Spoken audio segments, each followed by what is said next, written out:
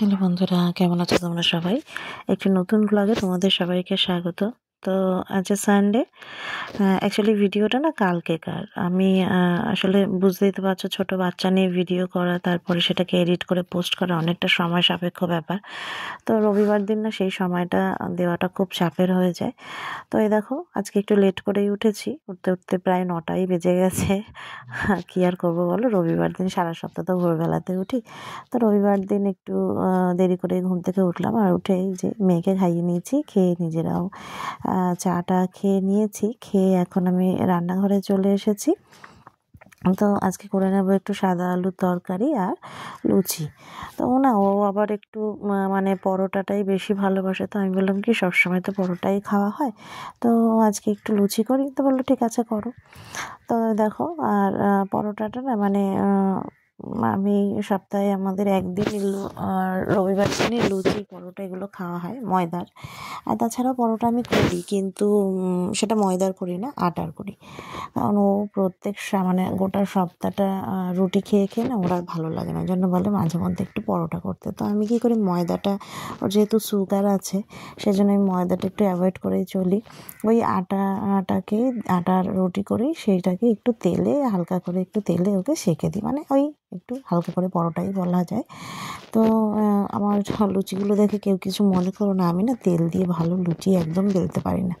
এটা যদি তোমার ওই ময়দার গুঁড়োটা দিয়ে যদি বেলতে হতো তাহলে আমি বেশ সুন্দর গোল করে বেলে দিতে পারতাম, কিন্তু আমি তেল দিয়ে না একদম লুচি পরোটা ভালো বেলতে পারি না, কেমন যেন একটা ব্যাকা তেরা হয়ে যায়। তো এটাকে দেখে কেউ আবার কিছু কমেন্ট করো না।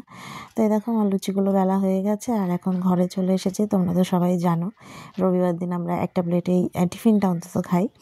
তো এক প্লেটেই সব নিয়ে চলে এসেছি। আর এই যে আমার মেয়ে, ও তো খাবে তো না, শুধু নষ্ট করবে মানে কি খেলবে আর কি, ওইটা নিয়ে চটকা বিয়ে করবে। তো খাওয়া দাওয়া হয়ে গেছে টিফিন খেয়ে, আর আমি দেখো বাজার থেকে নিয়ে এসেছি আজকে মাংস, আর এনেছে জ্যান্ত তেলাপিয়া মাছ। তো মাছটা কেটে নেব। আমি আবার না বেশি ভালো করে আর কি মাছ টাছ কাটতে পারি না। তো বাড়ি থেকে মাছ নিলে বা বাজার থেকে মাছ নিলে না মাছটা ও কেটেই আনে। তো আজকে আর মাছটা কাটা হয়নি, নিজেকেই কাটতে হবে। তো যেমন পারি তেমনই কাটবো। আর এদিকে দেখো আমার প্রায় সমস্ত রান্নাবান্না হয়ে গেছে। এদিকে মাংসটা বসাবো, আর ওদিকে আমি একটু আমের টক বসিয়েছি। তো মাংসটা আমি প্রথমে আলুগুলো ভেজে নিয়েছি, তারপরে একটু গোটা গরম মশলা দিয়ে দিয়েছি, আর তারপরে আমি পেঁয়াজটা দিয়ে ভাজা করে নিচ্ছি। তো এখন পেঁয়াজটা দিয়ে ভাজা হয়ে যাবে না, তারপরে আমি দেখো মিক্সিতে সমস্ত মশলাগুলো আর কি পেস্ট করে রেখেছি। মানে আদা, টমেটো, পেঁয়াজ, রসুন এগুলো পেস্ট করে রেখেছি। তো তার মধ্যে একটু জিরের গুঁড়ো, লঙ্কার গুঁড়ো, হলুদ, নুন ওইটা ওর মধ্যেই পেস্টের মধ্যে দিয়ে একসাথে দিয়ে আমি মশলাগুলো সব দিয়ে এখন মাংস আলু একসাথে দিয়ে কষিয়ে নেব। তো আজকে খুব বেশি ঝোল রাখবো না, আমার না আবার বেশি চিকেনের ঝোলটা আমি আবার ঠিক খেতে পারি না। আমার একটু কষা কষা হবে, সেটা দিয়ে আমি তবুও একটু খেতে পারি। তো আবার একটু ঝোল না করলে ওর আবার খেতে অসুবিধা হয়, সব দিকেই সমস্যা আছে। তো এই দেখো আমার মাংস কষানো হয়ে গেছে। এবার একটু জল দিয়ে একটু ফুটে উঠলে তো হ্যাঁ হয়ে গেছে। দেখো এখন গরম মশলা দিচ্ছি, আর আমি না সামান্য একটু ঘি দিই মাংসতে, আমার বেশ ভালো লাগে। গরম মশলাও দিই, আর সামান্য একটু ঘি ওপর থেকে ছড়িয়ে দিই। আমার বেশ গরম মশলা আর ঘিয়ের কম্বিনেশনটা ভীষণ ভালো লাগে। তো সেই জন্য আমি যখনই মাংস রান্না করি, বিশেষ করে চিকেনে, তো এটা আমি দিয়ে থাকি। তো এই দেখো আমার হয়ে গেছে মাংস রান্না করা, আর এখন সব রান্নাঘর পরিষ্কার করে নেব, করে নিয়ে তারপরে তো আরও কাজ আছে।